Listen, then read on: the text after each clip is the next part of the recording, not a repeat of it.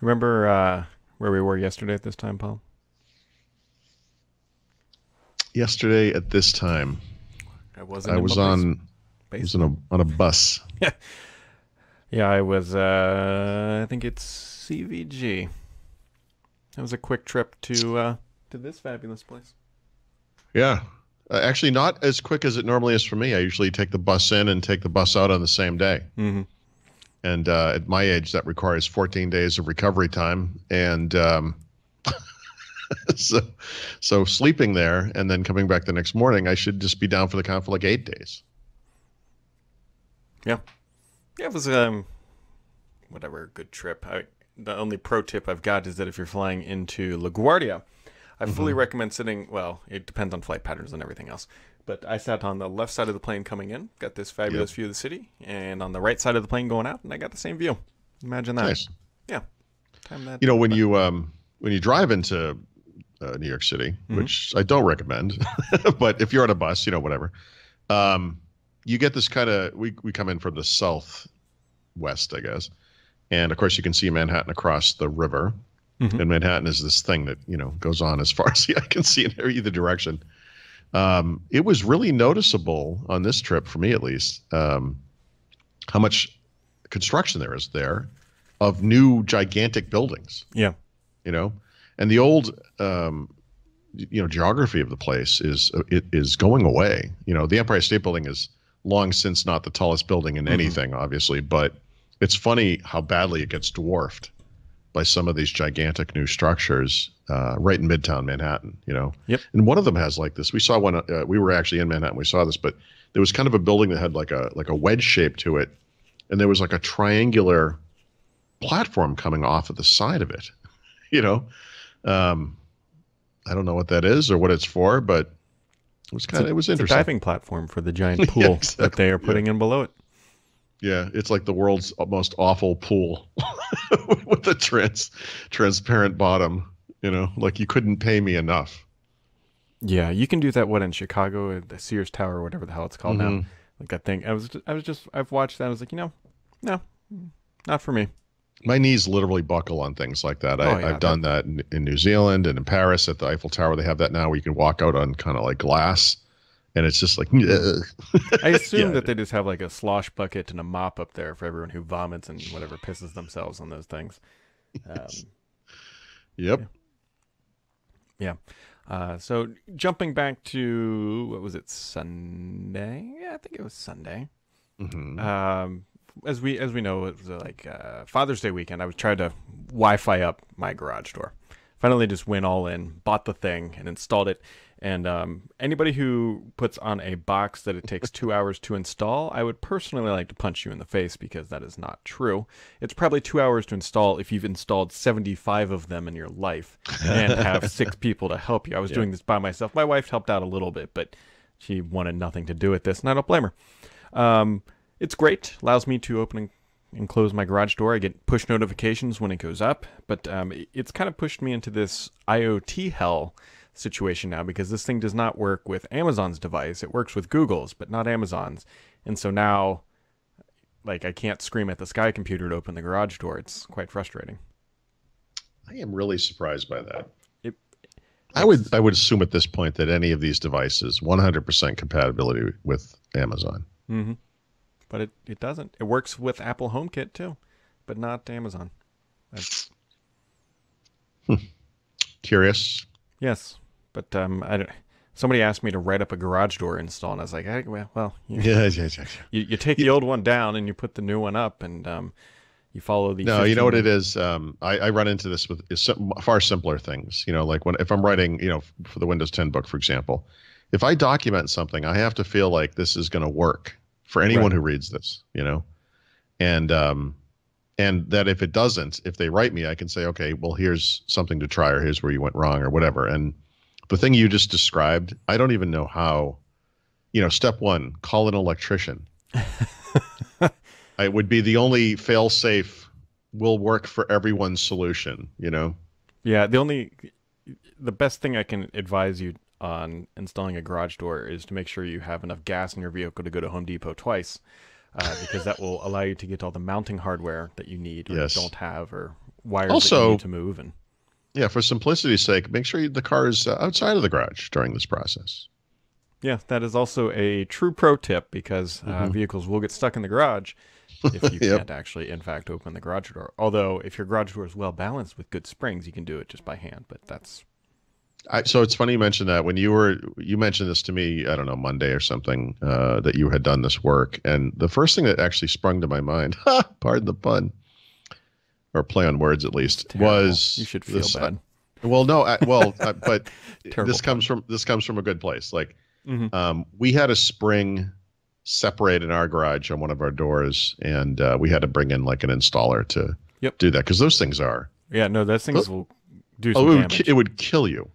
And that's all I could think was like you're screwing around with this thing, and these like high tension metal springs are sitting there like poised to like rip you in half like in a horror movie or something. I'd be a little nervous about that. Well, yes and no. I've already replaced the springs. My father-in-law and I did that. That was much Did more you? daring. Yeah, it seems like it'd be really hard. Yeah, no, it's pretty dicey, but Yeah, we did it. I don't recommend that one. This though, a garage door opener, you don't actually touch the springs. You yeah, really, you're. It's relatively easy to do once you know what you're doing. You can do it in 2 hours when you know what you're doing. But if you're like me and just winging it, as I do with everything in my life, it takes a little bit longer. And then I ran into a fun issue because who would have thought this? That the garage door opener goes down, it goes up, it goes down, it goes up. That's all this thing it's does. yeah, it's not super complicated. But what you have to do, and for some reason it came from the factory like this, you have to set what is up and what is down because Yep, it doesn't yep. know like if Yeah, your it's garage an door's A/B up and down. toggle. Yeah. And so there's Yep. little things you set, but unbeknownst to me, I didn't realize that you had to do that right away. I just thought maybe it would work, and my thing was completely backwards. So when it was down, it thought it was Yep. up, and it was just all screwed up, and it took me like an hour to figure out how to do that. But anyways, it's neat and handy now that it's You done. seem like you might be more competent than I am with this kind of DIY thing. Yeah. Like as a man, as a person, I guess, I kind of feel like I should be able to handle certain tasks, and I've always done very poorly at them. We're about to attempt to put in a laminate floor in our basement because of the sewer disaster. And as I've said to my wife on several occasions, step one is going to be us trying to do it, and step two is going to be us finding someone who can actually do it. But I put in the simplest thing in the world, right? Like uh, these kind of exterior ambient lights that plug into the ground, you slam them into the ground, and they have like little solar panels on them. And Yeah. what they should do is turn on every night and turn off every day. And I think I'm at about 50%. But as far as like the level of quality of the work, they're all like askew and everything. And I think at this point, my wife suspects that I purposefully do this poorly so that she stops asking me to do this. And the truth is, I'm just really bad at it. Yeah. Yeah, the laminate flooring, depending on, well, there's so many different ways you can do laminate flooring. It should have, like, if it's the kind that you hammer together, like if it's like the plank stuff, that's not too bad. But Yeah, so we borrowed a saw, like a circular saw, to do the ends. The thing I'm really worried about, well, not worried. There's two things. One is that the room is damp. It can be damp, and so we bought a barrier, for that. But you have to kind of measure it properly, and when you get to the end wall, it has to kind of line up properly. And then we have this segment of the floor where there's actually a panel, like the cement has a hole in it, and they have like a metal plate on top of it, and there's a pipe opening there, so we can't seal that in. So we're going to have to do some sort of a like a divot thing. I don't know how we're going to do. can you please put a camera up and just live stream this? I will watch it all day, the whole All time. it's going to be is like me yelling at my wife and her yelling at me, and then one of us will stomp off for a little while, and then Yep. and then it'll be a picture of someone calling a woodworker on the phone or a Just tile guy or When whatever. you get 12.5% done and quit, just make sure to take a photo and share it with the world. This is how much I did, right? And did you intend for them to be at a 45-degree angle? Because it seems like, I don't know. I'm really nervous about this. You should be. This will be fun. Yeah. Yeah. Yeah. So in the past, 6 weeks, I replaced the shower valve, not the faucet, but the valve on the inside, did a fan, then I did this. I'm like, you know what? I can build that addition on my house myself. And my wife's just like, no, you can't. Oh, the list of Nope. We have water softeners here Hmm. that you have to put in your house. You put salt into it. It's the stupidest system in the world. My brother-in-law assured me that I would be able to do this work myself. There was absolutely no way. I hired a plumber to do that. And then we have like really low water pressure in my shower, which makes me crazy. Like the crappy little hotel we just stayed in New York was a beautiful shower. We've had 3 plumbers come in and look at this. They measure the water pressure. They're like, it's perfectly within acceptable, range of pressure or whatever. Yeah. But it limps out of the, like a shower should be like straight. It should be like Yeah. a blast of water. And it just kind of, it kind of comes out like this. And, you stand there and you just getting, and now that the water's finally being softened, it's like you're taking a shower in oil because the water doesn't really wash off properly. Yep. It's the worst. I am looking right now at a water softener that takes salt that we unhooked because of that exact reason. Because you take a shower and then you feel like grimy, like slimy almost. Yeah. But the alternative though is the water tastes a little funny because it's got kind of I guess it's a mineral taste or whatever. And I said when we moved here, I said to my brother, I don't understand why every house in this area has water softeners, and then people bring in giant bags of salt and they pour it in the thing. They have to maintain it. Mm-hmm. And he's like, some people really like the taste of it or whatever. And I'm like, neat. But why don't they soften it at the plant? And if you want once rather than at every single endpoint, and if you like mineral water, you can add a mineral enhancer to the water. Like why? I just don't understand it. It's inefficient. You could get what my father-in-law did, and he keeps trying to convince me to do, but it's not all that cheap. A reverse osmosis water softener, which involves no salt, but Oh, it's is it really expensive? yeah, I don't even know what it is. I think it was like $1,500 or something like that. Yeah. Well, that's what we paid. That's about what we paid for this stupid thing. The other thing is like the waters. I'd never seen a thing like this. There's also a there's like there was a liquid component to the old one. It was kind of not a syrup, but like a, what do you call that? Like some kind of A brine or yes, something. I don't know what Yeah. it was, but you had to maintain that part of it too. But it looked super old fashioned. Like you could tell this thing was original to the house in the 1980s or something. So I'm thinking, okay, we're going to get this new thing. It's going to be super high tech. It's going to be nice, and it's exactly the same. It's like, slightly newer. There's a digital display on it now, but it's like a digital display like I had on a watch when I was a kid. It's not like it's like an iPad. It's just like a, black and gray LED thing. Fantastic. You know what's not fantastic, Paul? I should put the image up. Is the new whatever supposedly coming on Friday Surface Type C dongle adapter thing that is also a home self-defense weapon when you're not using it to connect your device. I was talking to Peter Bright about this because he's a lot more knowledgeable than I am on the hardware side, and he kind of he sort of was saying, if this thing drives a certain number of volts or whatever, and it's a power adapter, the size might make some sense. My issue with it is that it's completely unnecessary for virtually anybody. If you go the Surface route using Surface Connect, you get a Surface Hub maybe. If you need to connect to like a USB-C peripheral, of which there are not many even today, you just buy like a little $6 or $8 dongle. Like it's no big deal. Goes off a USB port. It's fine. But this made me think of something, and I discussed this with you briefly. I think ahead of time before I wrote the article, and I did finally post it yesterday. But my theory now is I've been complaining a lot about Microsoft's slow adoption, first of USB-C and then more recently of Thunderbolt 3, which is driven over USB-C. The rest of the PC market has embraced this technology. Virtually every PC maker on earth uses this now for power. They use it for expansion. It's created a wonderful system where we don't have to have proprietary ports anymore. Plus, you get the whole single key, the single cable thing. And, the issue you've complained about with Surface is its inability to drive two 4K displays, 4K external displays at 60 hertz. Thunderbolt 3 solves this problem. Why don't they do this? When Surface Book 2 came out last fall, they included a USB-C port for the first time on a Surface. It isn't Thunderbolt 3. It's just USB-C. Okay, it's okay for video out. It's the most common use case. You want to attach a single display, whatever. You're going to have a dongle, but you had to have a dongle for the mini display port they used to use. There's no real difference. It's a step in the right direction. But Surface Connect is based on USB-C. USB, sorry.